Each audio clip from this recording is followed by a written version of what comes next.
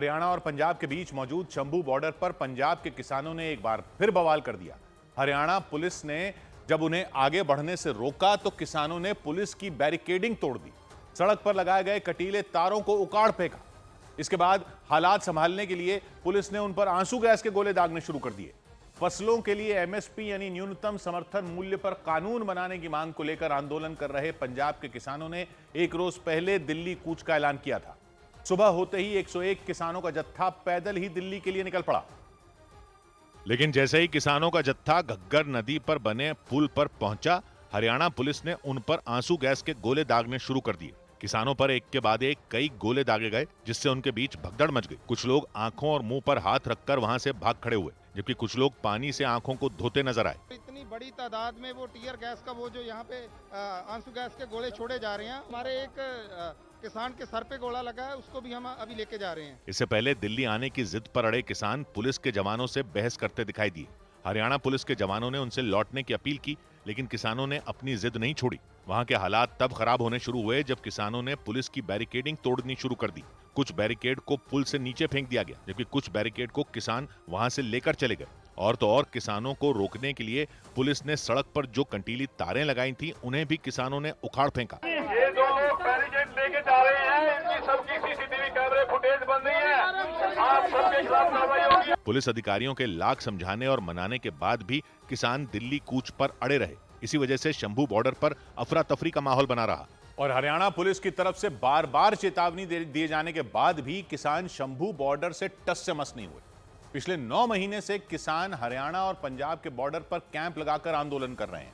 इसी साल की शुरुआत में किसानों ने दिल्ली आने की कोशिश की थी, जिसके बाद शंभू बॉर्डर पर भयंकर बवाल हो गया था। और उस दौरान भी किसानों को रोकने के लिए हरियाणा पुलिस ने अपनी पूरी ताकत झोंक दी थी। किसानों पर ड्रोन की मदद से आंसू गैस के गोले दागे गए थे। 9 महीने बाद एक बार फिर फसलों के लिए एमएसपी यानी न्यूनतम समर्थन मूल्य पर कानून बनाने समेत कई मांगों को लेकर 101 किसानों के जत्थे ने दिल्ली कूच किया। उसी वजह से हरियाणा पुलिस और किसान आमने सामने आ गए।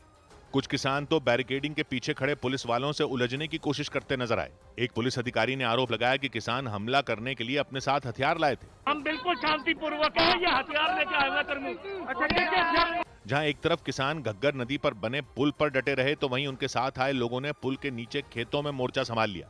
लेकिन पुलिस ने वहां से भी किसानों को आगे बढ़ने से रोक दिया।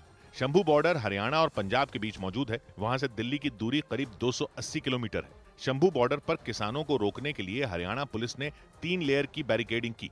पहले सीमेंट की पक्की दीवार बनाई गई, उसके पीछे पुलिस और पैरामिलिट्री फोर्स के जवान तैनात कर दिए गए। इसके अलावा वाटर कैनन और फायर ब्रिगेड की गाड़ियां खड़ी कर दी गई। लेकिन अकेले शंभू बॉर्डर पर ही नहीं, बल्कि दिल्ली के नजदीक उत्तर प्रदेश के ग्रेटर नोएडा में भी अपनी मांगों को लेकर किसान सड़क पर उतर आए। इसे देखते हुए दिल्ली और नोएडा के बीच मौजूद चिल्ला बॉर्डर को सील कर दिया गया। कुछ रोज पहले उत्तर प्रदेश के किसानों ने अपनी मांगों को लेकर संसद घेरने के लिए दिल्ली जाने की कोशिश की थी। और नोएडा के दलित प्रेरणा स्थल के पास पुलिस की लगाई बैरिकेडिंग तोड़ दी थी। काफी देर तक किसानों ने सड़कों पर बवाल किया था। बाद में उत्तर प्रदेश से आए किसान धरने पर बैठ गए थे। हालांकि अगले दिन पुलिस ने किसानों को दलित प्रेरणा स्थल से जबरदस्ती हटा दिया था। लेकिन एक बार फिर ग्रेटर नोएडा के परी चौक के पास किसान अपनी मांगों को लेकर सड़क पर उतर आए।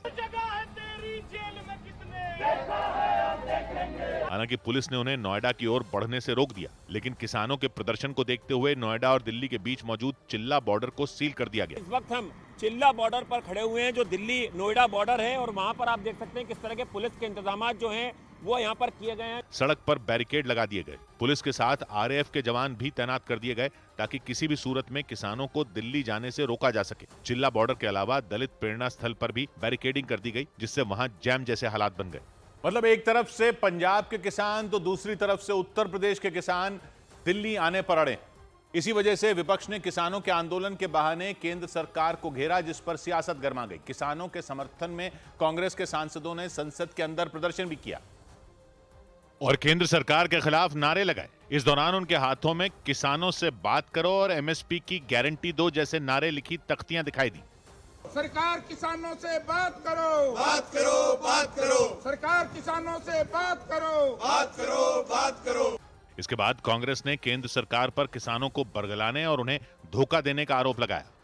आज किसानों ने दोबारा से दिल्ली कूच करने का निर्णय किया है, जो इस सरकार की वायदा खिलाफी का प्रतीक है। कांग्रेस की तरह समाजवादी पार्टी ने भी केंद्र सरकार से किसानों की मांग मानने की अपील की। गवर्नमेंट को उनकी मांगों को मानना चाहिए, उनसे बात करना चाहिए, उन्हें आंदोलन करने के लिए बेबस नहीं करना चाहिए। हालांकि सरकार की तरफ से पंजाब और उत्तर प्रदेश के किसानों के आंदोलन पर कोई बयान नहीं दिया गया, लेकिन सूत्रों ने दावा किया कि सरकार किसानों के प्रदर्शन और उनकी मांगों पर नजर बनाए हुए है।